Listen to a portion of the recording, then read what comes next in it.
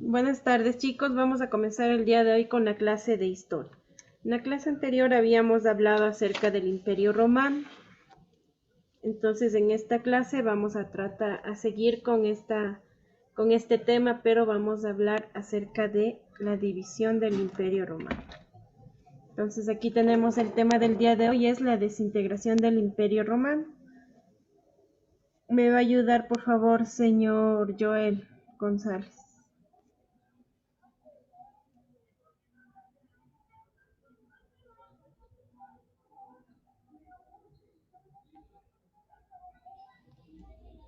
¿No está? Señorita Darían Álvarez, por favor. La crisis del Bajo Imperio. A partir del siglo III, el Imperio Romano se enfrentó a una serie de importantes cambios políticos, económicos, internos y externos, y acabaron una situación de crisis política, económica, militar, social. Es la época que comenzamos con un bajo imperio. Muy bien, entonces como ya vimos en la clase anterior, el Imperio Romano alcanzó a conquistar grandes extensiones de territorio, ¿no es cierto? Y a su vez esto también significó algo en contra del imperio, ya que también, así como representó algo positivo en cuanto a la conquista de territorios y eso, también representó algo negativo, puesto que estos territorios necesitaban de cuidado, necesitaban de dinero, ¿no es cierto?, para diferentes cosas bueno, las necesidades básicas que tenían, sobre todo para en lo militar, ¿no? Entonces representaba también muchos gastos. Todo esto se fue acumulando y significó o llevó a este imperio a una grave crisis. Y esta grave crisis que llega al imperio se llama Bajo Imperio.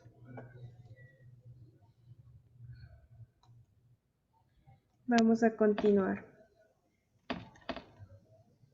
Ya me ayuda, señorita Valencia, por favor. Adriana Valencia.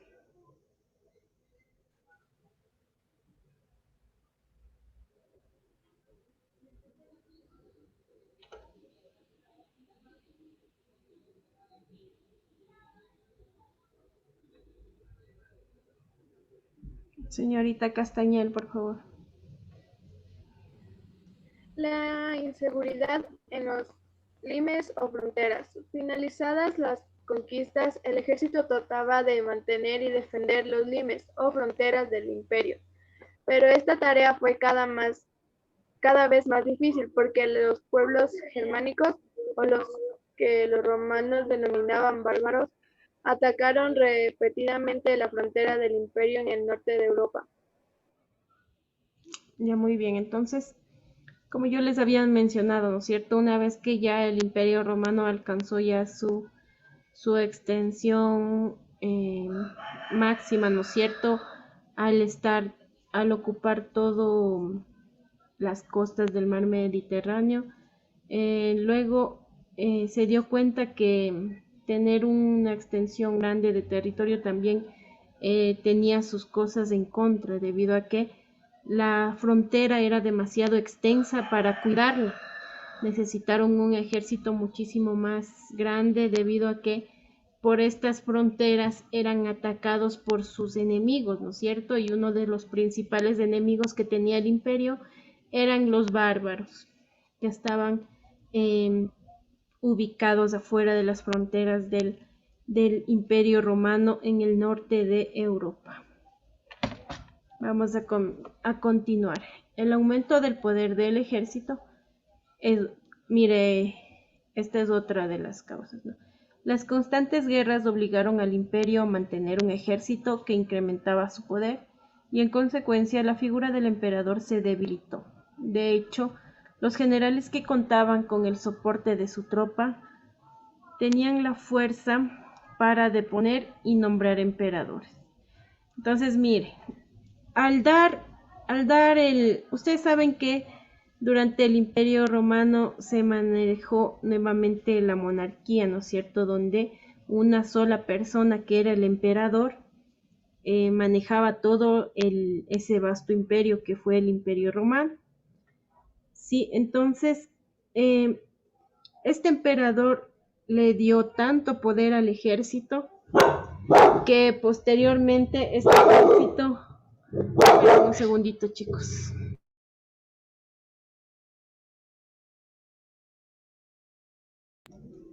Ya, disculpen, chicos. Entonces, como les decía, ¿no? Entonces, el emperador le dio tanto poder al ejército que estos tenían, aquí nos dicen, la fuerza para deponer y para nombrar emperadores. Entonces ya el poder del emperador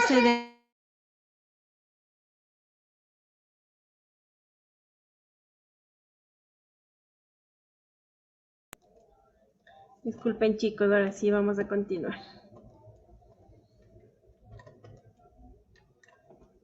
Ya la siguiente nos dice crisis económica. La inseguridad en las fronteras y los territorios del imperio provocaron una disminución del comercio, pues muchas de las mercancías no podían llegar a su destino. Las ciudades perdieron importancia y se inició un proceso de ruralización. Sí, entonces, chicos, mire, todo esto afectaba, ¿no?, al imperio, y tuvieron también una crisis económica. ¿Por qué? Porque el emperador destinaba una mayor cantidad de riquezas para el ejército y dejando a un lado a las necesidades que tenía el resto de la población. Sí, entonces mire, todo esto afectó a la firmeza que tenía este imperio. La siguiente nos dice: en el campo, a causa de la inseguridad, se abandonaron muchas pequeñas propiedades y numerosos latifundios. Dejaron de cultivarse a causa de la falta de mano de obra esclava. Por ello se redujo la producción agraria y subieron los precios de los productos agrícolas. Mira, entonces todo esto es una cadena, ¿no es cierto? Como fue peligrando la seguridad del Estado, el emperador iba perdiendo el liderazgo que tenía, ¿no es cierto? ¿Por qué? Porque iba ganando poder el ejército. Luego también perdían, en cuanto a la economía, iban perdiendo también espacio.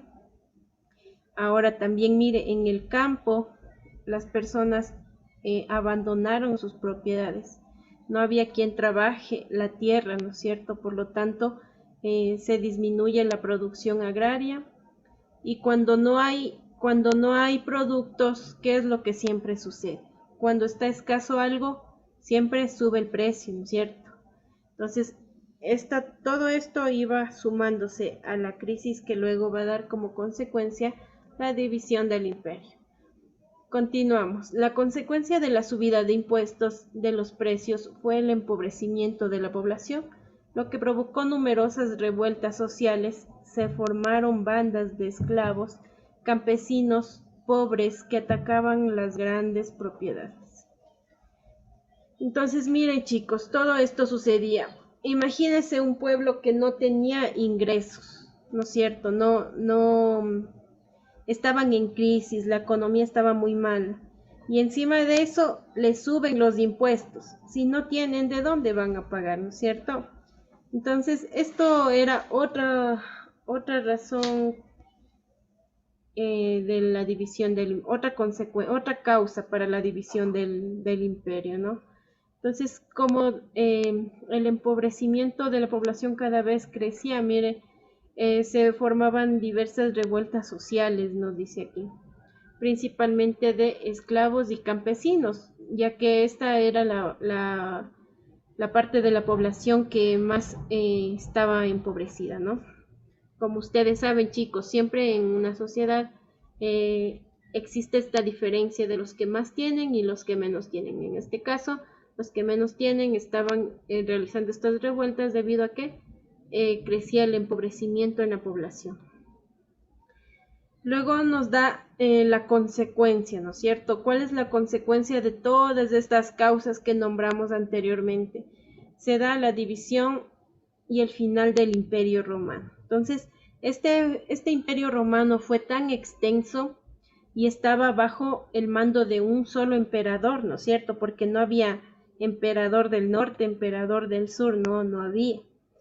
Era uno solo, entonces a esta persona se le quedó muy grande, ¿no es cierto? Imagínese, ahora es muy difícil gobernar con todos los medios de comunicación que existen, con todos los ministros y todos los que le ayudan al presidente, digámoslo así en este caso. Es difícil gobernar un estado, ¿no es cierto? Incluso hablemos de nuestro país, que es pequeñito. Es muy difícil, no puede controlar. Existe corrupción que el presidente ni cuenta, ¿no es cierto? O quién sabe si se da cuenta, pero se hace loco. Pero bueno, continuemos. Entonces, imaginémonos qué tan difícil era gobernar un espacio pequeño ahora, comparado con el territorio que tenía el Imperio Romano, es demasiado extenso, entonces era prácticamente muy difícil que mantuviera buenas condiciones, ¿no es cierto?, este imperio. Y con toda la crisis que atravesó, nos da como consecuencia la división. Nos dice aquí, las diferencias entre la parte oriental y la parte occidental del imperio fueron aumentando durante los siglos 3 y 4. Entonces, aquí como vemos, chicos, ya hablamos de siglos, ¿no es cierto? 3 y 4, entonces ya nos decimos antes de Cristo. Entonces ya estamos hablando de los años que ya conocemos a partir del nacimiento de Jesús, ¿no? Dada la inestabilidad de las fronteras romanas, el emperador Teodosio creyó que era más fácil defender el territorio si lo dividía, y en el año 395 lo dividió en dos. Entonces, ¿quién dividió el imperio? El emperador Teodosio.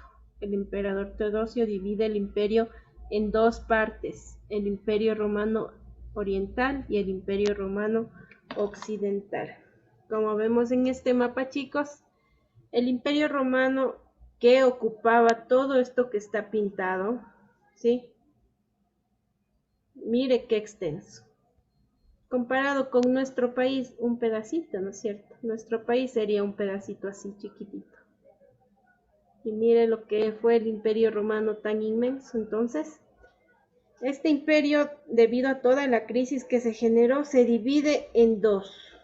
El imperio romano de Occidente, que ocupaba este lado que usted puede observar, y el imperio romano de Oriente, que ocupaba este lado. Ya. Aquí nos dice, tras la división siguió la crisis de esta parte del imperio. La capital cambiada entre Roma, Milán y Ravenna.